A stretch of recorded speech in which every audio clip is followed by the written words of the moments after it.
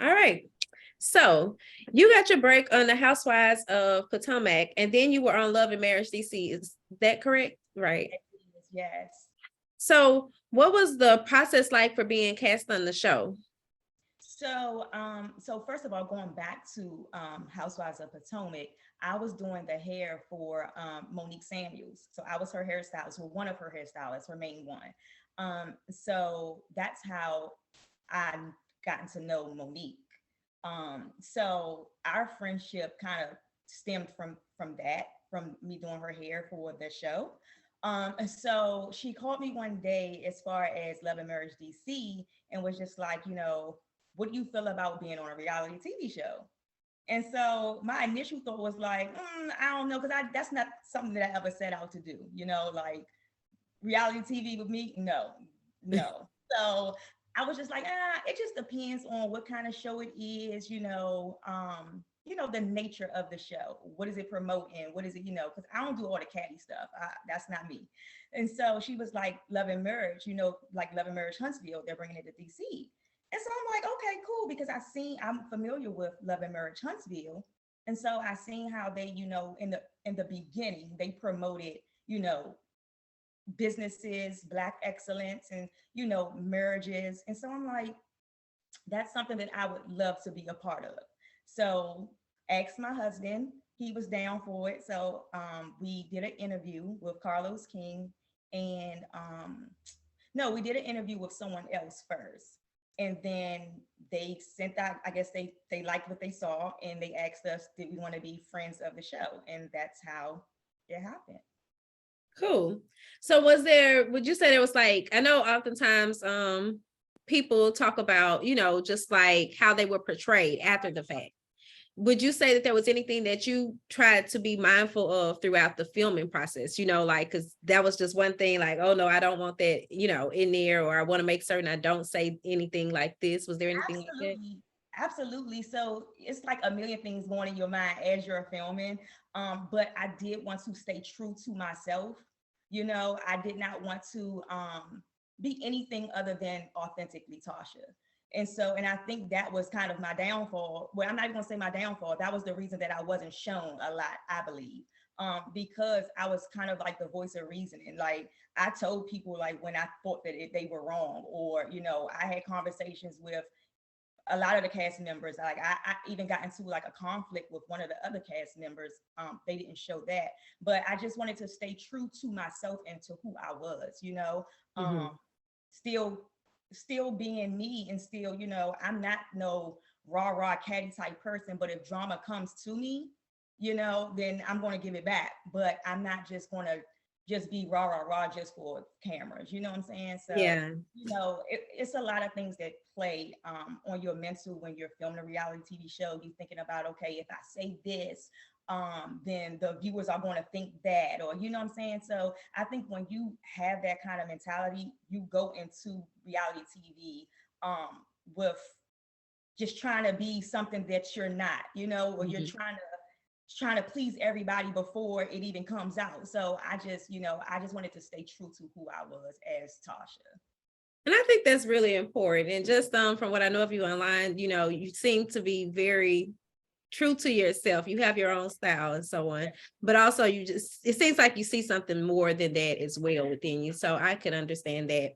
So how did you feel about the end results of season 1 of Love and Marriage DC? So to me, it wasn't based off of what all transpired. I just feel like more of the business side could have been shown. I just felt like we were in one particular situation throughout the entire show. As far as myself is concerned, I do wish that more of my scenes were involved. I wish that more of my voice was kind of heard throughout the season. So as far as that's concerned, I feel like I really don't like the way that it kind of played out. However, it was a great show, in my opinion, for what they wanted. for Right. entertainment purposes. That's what reality TV is for. It's for entertainment at the end of the day. So you want to keep the viewers tuned in, and if it's going to be drama that does that, which most likely it will be, I feel like they did what they set out to do, and the end result was what they wanted, and it was a great show at the end of the day for what it's worth. And you know it is what it is at this point. So now, kind of switching gears here. You were a cosmetologist and then you went into real estate. Uh-huh. What was that pivot like for you? It was crazy because real estate was nothing that was on my radar. Same like reality TV. So, some of these things, like in my life's journey, I kind of like just fell into some certain things.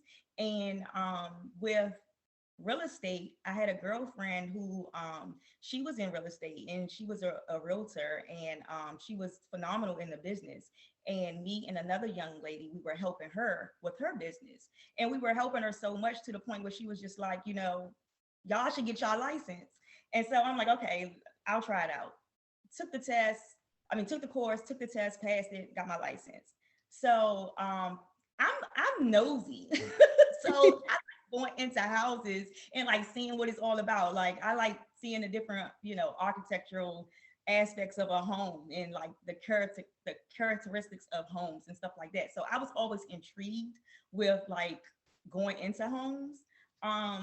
So I kind of like, I don't know, it became a passion of mine.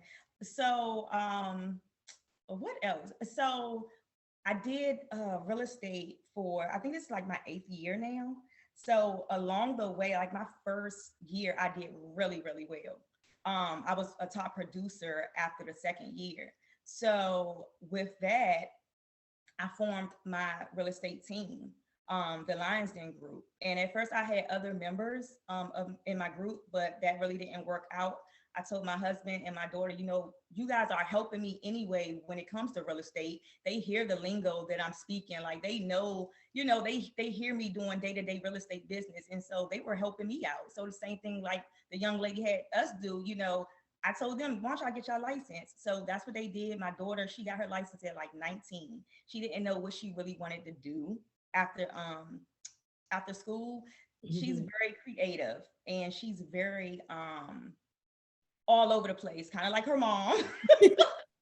Dabbling in a lot of different things. And and when I told her, when you get out of school, you have to have some type of direction, and so it was kind of up in the air. So I said, well, get your license, at least you'll have that to fall back on. Mhm. I'm a very I'm an advocate when it comes to trades and taking them up in high school, or at least having a trade coming out of high school. That was Right. mine, cosmetology. I took that up in my high school. So from my experience, that's something that you should have, coming out. So I told her, get her license. She took the test, got her license after 13 tries. Poor child. It's a hard test, but she got it. And then my husband, he got his. And so that's what we're doing. We are a family business doing real estate together, and helping families build wealth through real estate.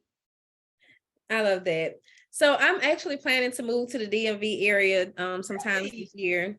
Like, what okay. is the housing market like there? Especially, with you see so much in the news, but I know you're actually out there, so you know what's going on. Yeah, so right now the market is kind of stabilizing. A year or two ago, we've seen crazy numbers when it came to the housing market and sellers. It was definitely a seller's market, and people were paying well over market value for houses. Now, houses are typically sitting on the market longer. We're Mhm. not in a rat race. Buyers have the upper hand when it comes to negotiating prices, getting closing help from sellers. The only difference is the interest rates are higher than they were before. Mhm. But I always tell buyers, don't let that scare you, because the interest rates that we're seeing now, like everybody's saying, oh, the interest rates are so high. These are normal interest rates. We were just spoiled getting the lower interest rates. That was abnormal. But the Mhm. rates that we're seeing now are normal rates. So, I just feel like you're never going to have that perfect market. When people say, well, is this a good time to buy? Is it, it's never going to be perfect. It's either going to be high interest rates with low prices of homes, or vice versa. Like, it's never going to be that perfect time. So I just feel like if you're in a situation where you want to purchase, then purchase. There's ways that we can get you closing help. There's ways that there's programs out. There's just so much that goes into real estate and buying a home that I just feel like buyers just need to be educated on. And that's why we're here to educate buyers on which route to go when it comes to purchasing. Got you. So why are you so passionate about helping first-time home buyers? Oh my God, I love it because, like I just said, like, I love the education part of it. Like, once I finish with my first time home buyers, I want them to feel like they can go do this a million times, or they can go get their real estate license, because I like to educate them on why they're doing something. Yeah, you want to purchase a home, but why do you want to purchase a home? Why are we doing this? Why are we going this route? What is an EMD? I'm not just going to say you need an EMD to put in your offer letter. What is an EMD? Like, I want to explain everything to them, because, building wealth through real estate is like the number one way of gaining wealth. First time home buyers, they have this misconception that they have to have all this money in the bank. They have to have A1 credit. It's just a lot of myths, and they're just so like, I don't think I can do it. That's not something that I can achieve. And I'm very passionate about letting them know, yes, you can. I can't afford a mortgage. Yes, you can. You are paying somebody else's mortgage right now while you're renting. You're paying a mortgage, but you're just not paying your own. So don't say that you can't, because you are. You're most definitely doing it, and you're even paying mortgages while you're renting an apartment. Those prices of apartments, you can be owning a home. Yeah. So, so I'm just very passionate about that. I love first time home buyers. That's just it's my thing. So, and actually, that kind of brings me to my next question, because I was going to ask you to share possibly 2 tips for those who might be pursuing a home purchase this year. Would you be able to do that? Absolutely.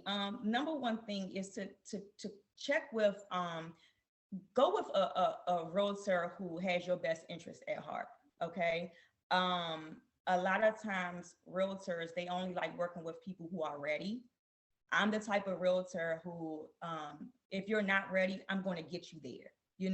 Let's see where you stand. And that's the number one tip, is to see where you stand. If you feel like you want to purchase a home, then see where you stand. Go to a realtor, have them point you into the direction of a great loan officer, where they can pull your credit, see your income, let you know, okay, hey, well, based off of your income and based off of your credit score, you are in a position to purchase. Or if you're not, these are the things that you need to do in order to purchase, not just send them on their way with just, okay, you're not ready right now. No, let's put a plan in place to get you to where you need to be able to purchase. So I would say that was my number one tip, is to just figure out where it is that you stand at the moment, so we can get you. Okay. And actually, I guess because I was that person that you mentioned before, like, I don't think I'm in a position just yet. So I've been very just, but I realized, like, I'm getting older. You do need to start looking into this. So everything that you're saying is kind of like I'm hearing it for the first time. I may have heard it before, but it's just like I'm hearing it in a different way. So I really think this is going to be, good for our viewers as well. Good. So it seems like you've been making a lot of moves since you entered the reality TV world. What other ventures can you discuss? Do you have any other projects or anything in the works? I do. So it's so crazy because, like I said before, I didn't set out to do reality TV. That was just something, me being in front of a camera is like, no, I was cool being behind the camera, doing hair for a TV show, and that's that.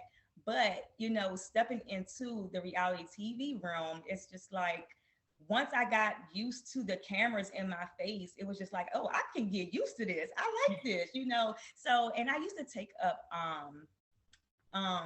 theater and drama back in school, you know, so it kind of awakened that passion again for that, you know. So I went into a little bit of acting. I did some background acting. I started in September, and it's so crazy because everything is just like flowing.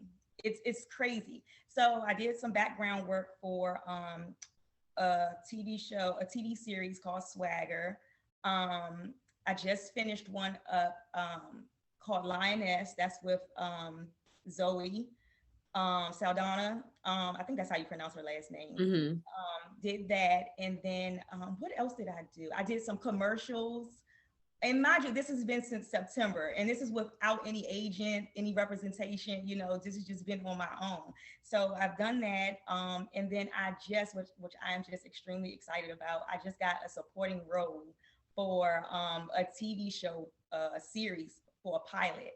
So we filmed that in Philly next week. So I am super excited. Like I actually have lines now, except you know, background work. You know, I actually have lines. So I'm just super excited about that. And I started my acting classes. So I'm just excited about that journey. And that's why I say everything happens for a reason, you know. We did not, me and my husband, we did not get asked back for a season 2 of Love and Murders DC, which is fine. You know, I'm cool with that because the direction that the show is going in, I don't think that's up mine and my husband's alley, you know. So, but I do believe things happen for a reason. I was on that platform for a reason, you know. It was a stepping stone in my journey to go in another direction. So I'm grateful for that opportunity. I'm grateful for the people that I met on the show because we're really cool friends now. You know, I didn't know them before. So life's journey is just crazy. You never know what doors open up. You never know what doors close, you know, and the reason why they close, you know. So I'm a very firm believer of things happen for a reason. And so I'm just grateful for my journey and grateful for the opportunities that, you know, are happening and on its way. Wow, that's really amazing. You know, because, you know, oftentimes we see people on reality TV shows and then they kind of, you might have had one perception of them, but then once you see them on the show, it kind of changes, and then you just see them going off the rails. You know what I mean? Like doing all type of other crazy stuff, and it's like, you know, like we weren't expecting all of that. So it's just like all your changes have been, you know, positive changes, good moves. And so I applaud you about that, and congratulations on your supporting role. That sounds really interesting. Thank you so much. So my last question is my famous question: how would you describe your swagger? What makes Tasha Tasha? Tasha is my swagger. What can I say about Tasha? Listen, I am just so like down to earth. You know, I am a girl's girl. Like I I love to inspire. I love to motivate. I'm very transparent. I love telling my story, good and bad, you know, because I always feel like it can help somebody else in the future. You know, it can help somebody else who's going through something that I'm going through, or who have been through what I'm going through and they just don't know how to deal, you know. So I'm just very transparent. I am a go-getter, as you can see. Like I venture out, I do whatever the wind takes me. Like I'm down to do it. Or what I just told my husband, I wanted to box. I don't know where that came from, but I want a box now. He's just like, okay. Like he don't even ask any questions no more. He's just like, okay.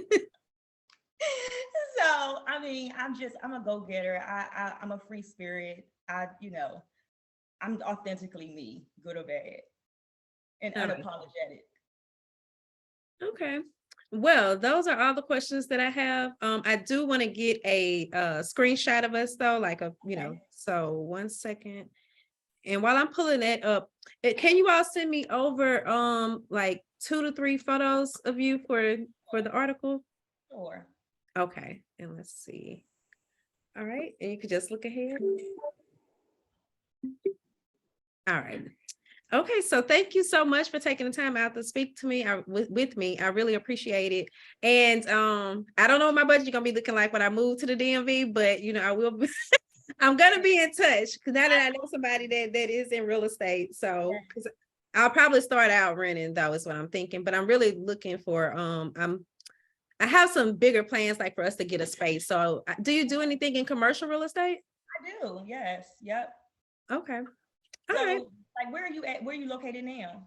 In Louisiana, in Baton Rouge. I could tell. I was like that accent. I love y'all accent. Oh my God. I'm actually from Mississippi, so it's even worse. I think the Louisiana people kind of got a little something to theirs, but yeah. Like I hear it. That's why I was like, okay, I don't know. I don't hear it like real hard, but I hear like a southern thing too. Like I love your accent. Thank you. Well, you have a good weekend, girl. I'm gonna be in touch with the interview, but make sure you all send those photos over though. Okay, we'll do. I'll have Clarissa do it. All right. Thank you. Have a good day. You too. Bye-bye. Bye.